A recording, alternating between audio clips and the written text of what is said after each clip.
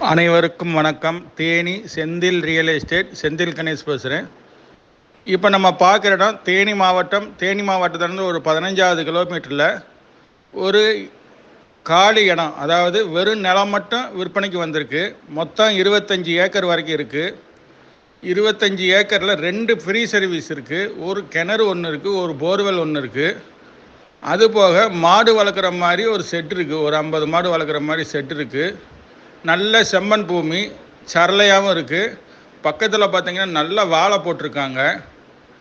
100% தண்ணிக்கு எந்த காலத்துலேயுமே தண்ணி வற்றுறதுக்கு வாய்ப்பே கிடையாது. கிணத்துல அவ்வளோ தண்ணி கிடக்கு. ஒரு 50 புளிய மரம் இருக்குது. மற்றபடி நிலம் பார்த்திங்கன்னா விவசாயம் போடுற மாதிரி நிலம் இருக்குது. இப்போதைக்கு எள்ளு பயிர் செஞ்சுருக்காங்க.